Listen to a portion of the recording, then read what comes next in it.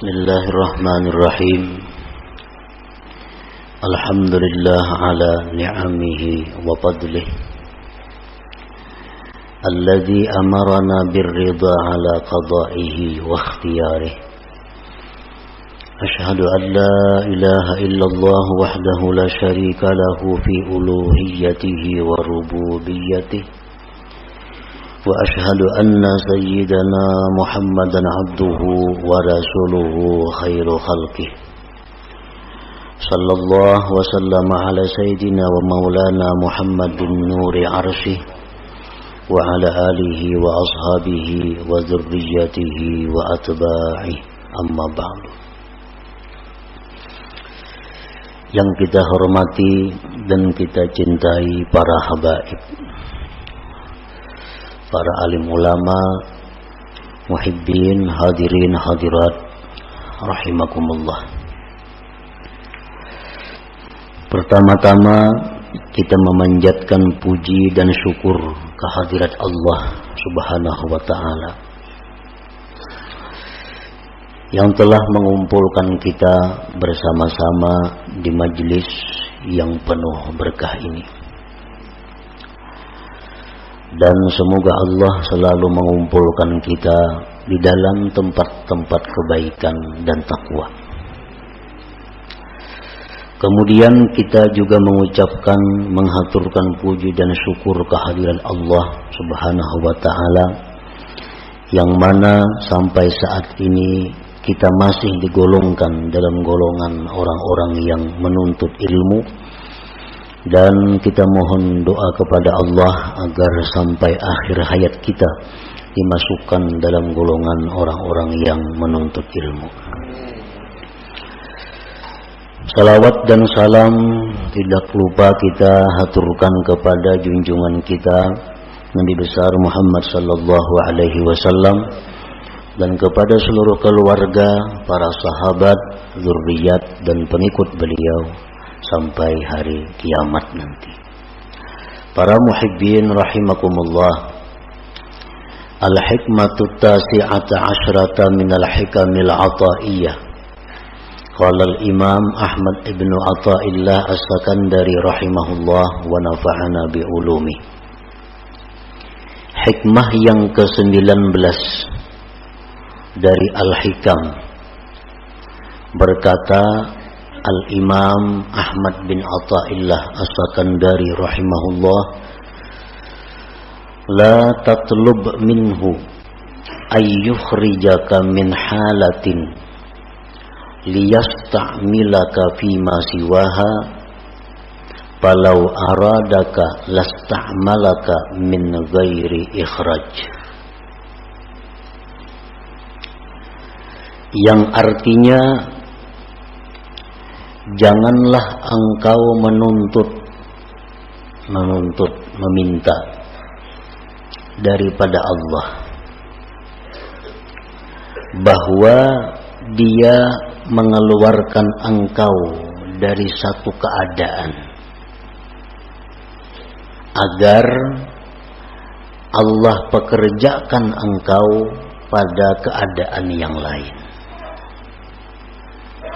Jikalau Allah menghendaki engkau, niscaya Dia pekerjakan engkau tanpa melalui menuntut dikeluarkan.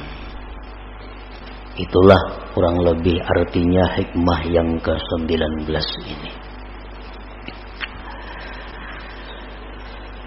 Adapun penjabarannya adalah, idza kana al-mar'u 'ala halatin la tuwafiqu gharadahu la yanbaghi lahu ay yuridal khuruja minha bi nafsihi bi ay yatluba minhu subhanahu ay yukhrijaha minha li'anna hadha min at-takhir 'ala Allah subhanahu wa ta'ala, bal yanbaghi lahu husnul adab ma'ahu wa isaru muradihi ala ikhtiyarihi. Apabila adalah seorang hamba atas satu keadaan yang mana keadaan itu tidak sesuai dengan yang dimaksudnya. Apabila kita berada pada satu keadaan yang kada sesuai dengan keinginan kita, maka tidaklah patut, tidaklah layak bahwa menghendaki seorang hamba tadi keluar dari keadaan itu dengan dirinya sendiri, dengan bahwa dia menuntut dari Allah bahwa Allah mengeluarkannya dari keadaan itu, karena ini merupakan dikti atas Allah Subhanahu wa ta'ala. Bahkan sayogianya semestinya bagi dia berbaik adab beserta Allah dan mengutamakan apa yang dikehendaki Allah atas pilihannya itu sendiri.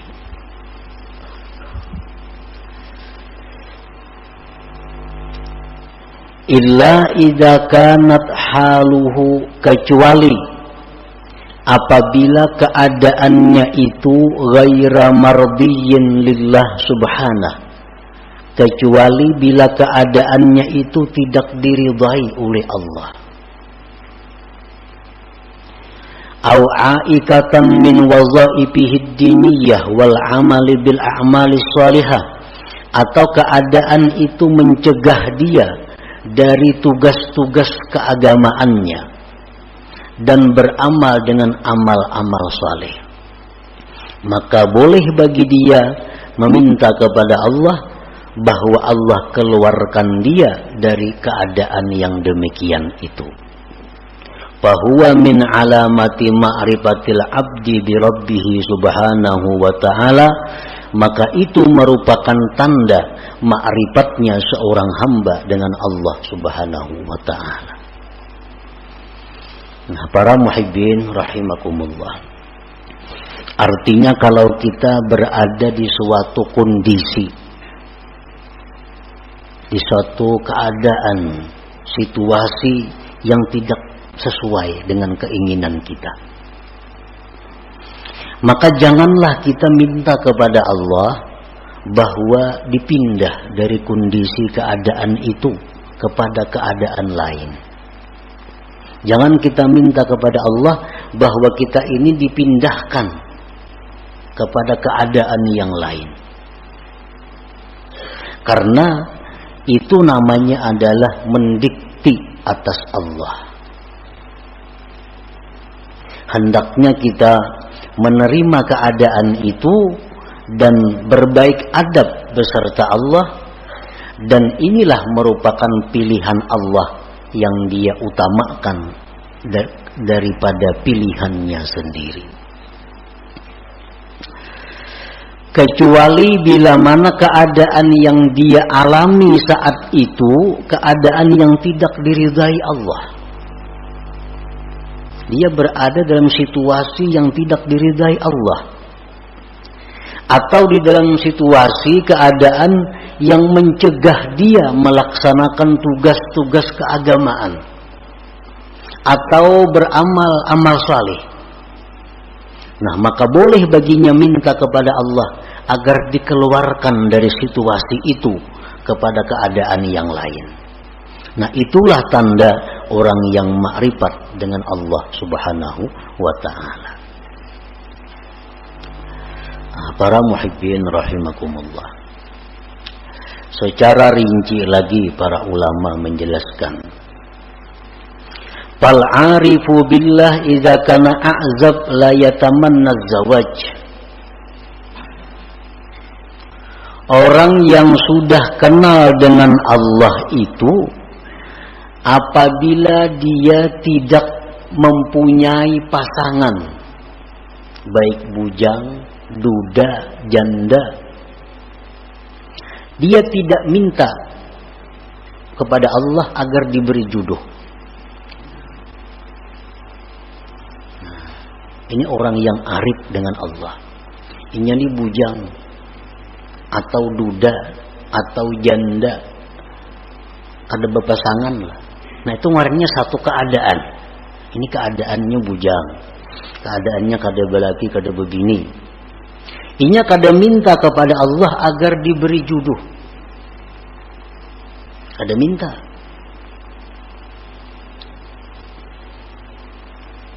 Bahkan dia kelola itu keadaan dengan adab yang baik beserta Allah Subhanahu wa ta'ala. Artinya dia terima keadaan itu dengan baik dan dia menganggap inilah sudah pilihan Allah untuk diriku.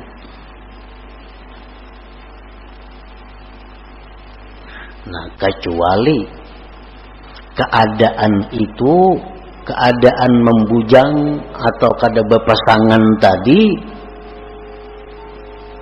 sudah mengganggu dia daripada ibadah kepada Allah. Sudah mengganggu dia untuk menjalankan tugas-tugas wirid-wiridnya. Orang kada berpasangan, banyak godaan-godaan, timbul kadang-kadang pikiran syahwat. Nah, dan keadaan itu terus mendesak sehingga membuat dia gelisah, membuat dia sembahyang kada khusyuk lagi, membuat wirid-wiridnya terlantar karena menahan godaan-godaan ini.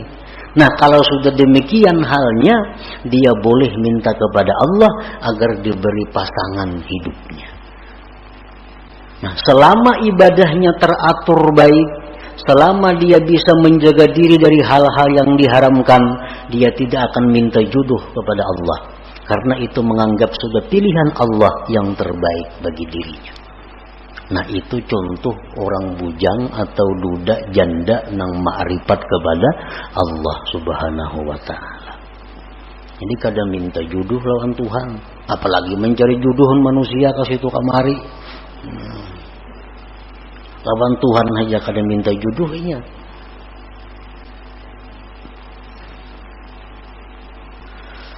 Wa idza kana faqiran la yatamanna al-ghina. Apabila dia dalam keadaan fakir. Nah, ini orang yang arif dengan Allah. Dia fakir. Dia kada akan minta kepada Allah kekayaan. Dia terima kefakiran itu dengan ridha. Dan dia anggap inilah pilihan Allah untukku yang terbaik, aku menjadi orang fakir.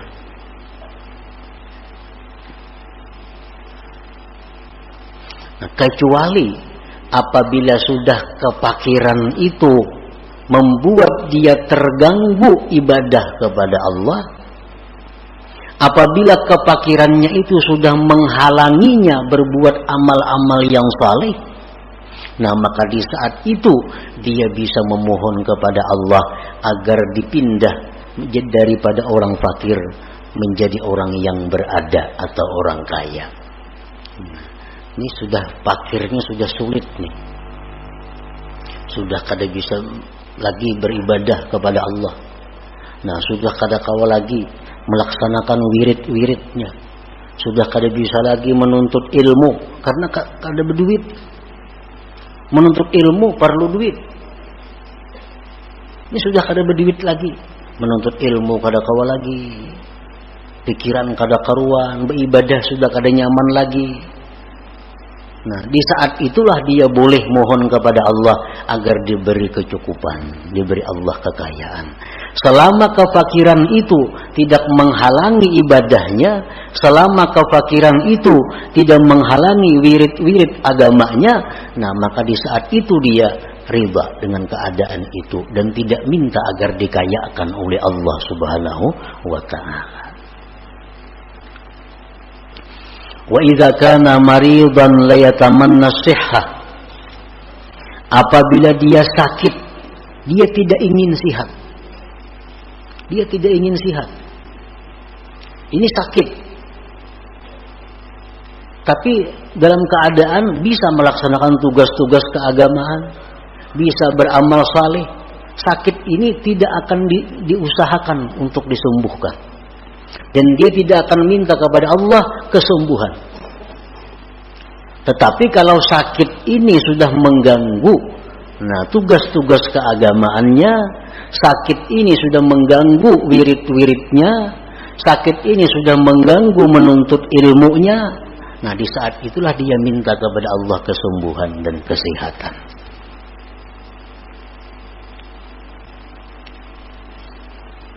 Nah demikian antara lain contoh-contohnya. Kalau kita dalam keadaan dan keadaan itu tidak kita senangi, keadaan itu tidak kita ingini, maka diamlah kita pada keadaan itu, ribalah pada keadaan itu, jangan minta keadaan lain kepada Allah. Kalau kita masih bisa beribadah kepada Allah, kalau kita masih bisa melaksanakan tugas-tugas keagamaan kita. Nah, itulah tandanya orang yang ma'rifat dengan Allah Subhanahu wa ta'ala.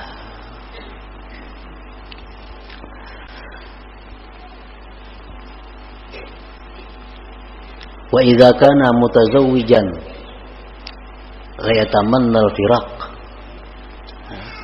Kalau dia ini berpasangan, kalau dia mempunyai suami, dia mempunyai istri, dia tidak akan minta bercerai kepada Allah. Selama dalam berpasangan itu tidak mengganggu ibadahnya kepada Allah, selama tidak menghalangi untuk ketakwaan kepada Allah. Ini beisi bini nang sulit diurus. Ada kadang-kadang manusia diuji Tuhan dengan itu. Ada si bini-bini beisi laki nang susah, nang sulit diurus. Nah ini satu keadaan. Selama keadaan itu tidak mengganggu ibadahnya kepada Allah, selama keadaannya itu tidak mengganggu tugas-tugas keagamaannya, dia tidak akan minta berpisah, dia tidak akan minta bercerai, karena ridha dengan keadaan itu. Nah tetapi kalau keadaan seperti ini sudah membuat seorang istri menjadi durhaka, kalau keadaan ini sudah membuat seorang istri jadi berdosa, nah maka seorang istri ini boleh minta kepada Allah agar dicarikan jalan keluar untuk bercerai dengan suami itu. Nah demikian pula suami. Kalau sudah keadaan istri demikian, membuat suami ini maksiat kepada Allah, membuat suami ini kada bisa lagi beribadah karena bini macam-macam. Nah di saat itulah suami minta kepada Allah diberi jalan keluar agar bisa bercerai dengan pasangan ini. Nah, para muhibbin rahimakumullah, karena tidak sedikit seorang istri gara-gara suami dia menjadi maksiat kepada Allah, dan tidak sedikit seorang suami gara-gara istri jadi maksiat kepada Allah. Dan ini sudah terjadi sejak zaman Rasulullah Sallallahu Alaihi Wasallam. Ada salah seorang sahabat yang begitu hendak mati kada bisa mengucap la ilaha illallah. Kenapa sebabnya? Oh ternyata si sahabat Nabi ini seringkali menyakiti hati ibunya gara-gara mengutamakan istrinya. Nah ini istri yang membawa maksiat kepada Allah. Kalau kita sudah punya istri macam ini, hendak berbuat baik lawan ibu bapak, sarik. Nah, hendak memberi kuitan, sarik. Nah ini membuat maksiat. Padahal kedudukan orang tua kita lebih utama daripada istri untuk seorang laki-laki. Untuk seorang laki-laki kedudukan orang tua lebih utama daripada istri. Kalau istri menghalangi demikian, berarti ini istri membawa maksiat. Nah di saat itulah dia minta kepada Allah agar diberi jalan keluar untuk meninggalkan istri itu. Nah demikian pula istri. Ini suami menyuruh ikam pakai pakaian ini, pakaian yang dilarang agama. Kada dituruti sarik laki ini. Icam mustika ini, icam mustika itu. perintah-perintah laki ini bertentangan lawan agama. Nah, berarti ini istri dalam keadaan yang tidak diridai Allah. Kenapa? Karena menuruti laki jadi maksiat lawan Tuhan. Kadang menuruti tarik na laki. Nah, di saat itu seorang istri boleh minta kepada Allah agar diberi jalan keluar berpisah dengan suami itu. Nah, para muhibbin rahimakumullah. Jadi fal aqil ya'rif anna gharada khalqihi ala ibadatu wal ma'rifah kama qala Allah Ta'ala wa ma khalaqtul jinna wal insa illa liya'budun. Fa ayyu syai'in ya'uqul ibadah wal ma'rifah yatlubu minallahi ta'ala ay yukhrijahu minhu wa ma la fala. Orang yang berakal dia mengetahui bahwa tujuan diciptakannya dia itu untuk ibadah. Orang yang berakal itu mengetahui bahwa tujuan Allah menciptakan dirinya itu untuk mengabdi kepada Allah. Allah berfirman, tidak aku ciptakan jin dan manusia melainkan untuk menyembah, mengabdi, beribadah kepadaku.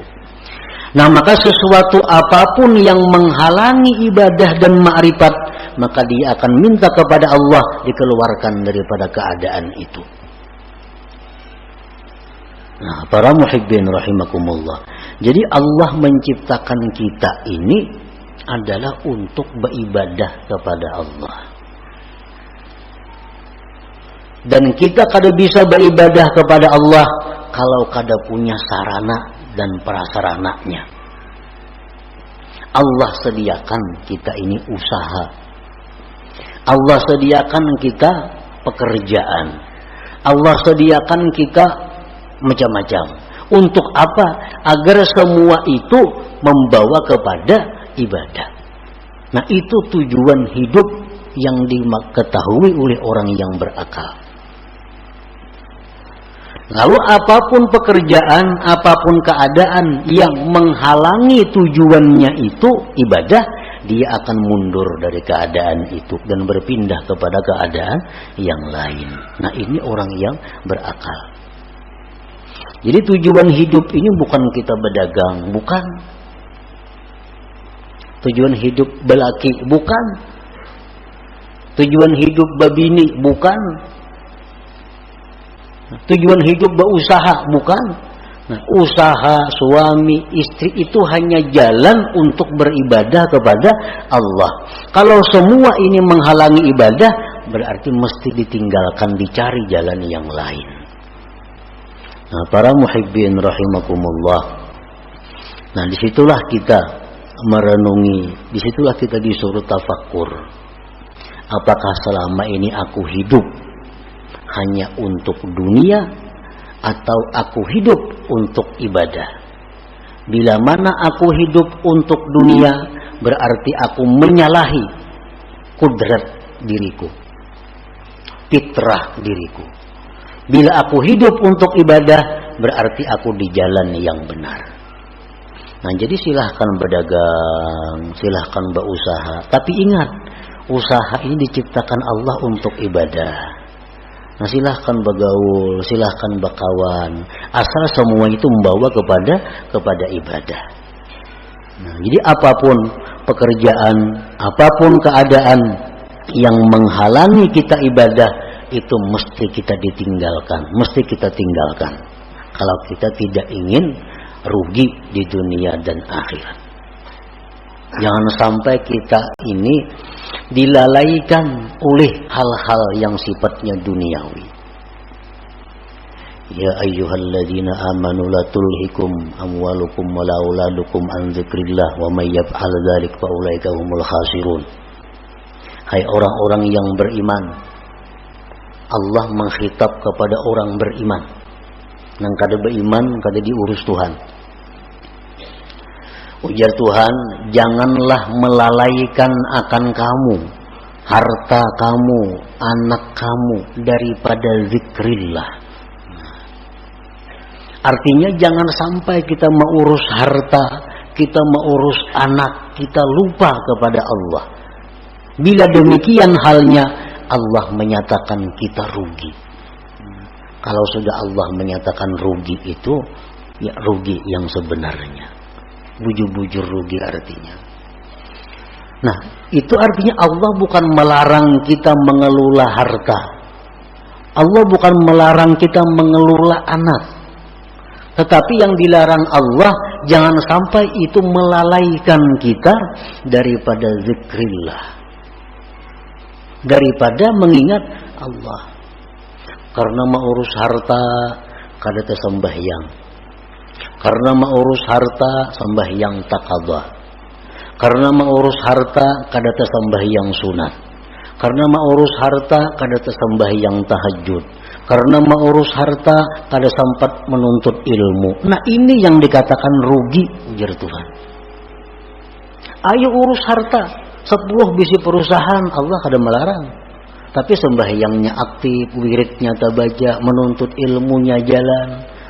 Itu yang dimaksud dengan ya ayyuhalladzina amanu la tulhikum amwalukum wala auladukum an dzikrillah.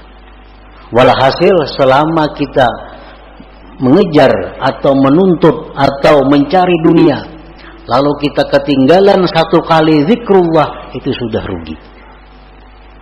Sudah rugi. Kenapa? Karena zikrullah yang sekali kita ucapkan itu kekal. Kekal. Arti sampai akhirat bisa kita nikmati, bisa kita dapatkan manfaatnya. Sedangkan harta yang kita urus mati-matian ini, begitu kita mati, kita kada akan bisa dapat menikmatinya. Nah, itulah yang dikatakan Nabi Sulaiman alaihissalam. Begitu Nabi Sulaiman ini pawai dengan kekayaan-kekayaannya, rakyat berkata, wah alangkah untungnya Sulaiman, alangkah hebatnya Sulaiman punya harta sedemikian. Sulaiman berkata, wahai rakyat, satu kalimat yang kamu ucapkan subhanallah lebih berharga dari semua yang kumiliki ini. Kenapa sebabnya? Karena subhanallah yang kamu ucapkan itu kekal sampai ke akhirat, kau akan bisa menikmatinya. Sedangkan yang kupunya ini adalah akan hilang binasa begitu aku mati. Nah, jadi artinya berapapun besarnya keuntungan yang kita dapatkan daripada mengejar dunia, tapi kita ketinggalan satu perbuatan taat, itu sudah dikatakan Allah khasirun, rugi. Karena apa? Karena tujuan manusia dicipta untuk taat, bukan untuk mengejar atau mengumpulkan hal-hal yang sifatnya duniawi itu. Nah, para muhibbin rahimakumullah, itulah sebagian dari apa yang dimaksud dalam hikmah yang ke-19 ini. Mudah-mudahan Allah Subhanahu wa taala memberikan taufik hidayah kepada kita sehingga kita bisa mampu mengamalkan apa-apa ilmu yang diberikan oleh Allah kepada kita. Ila hadratin Nabi sallallahu alaihi wasallam al-Fatihah.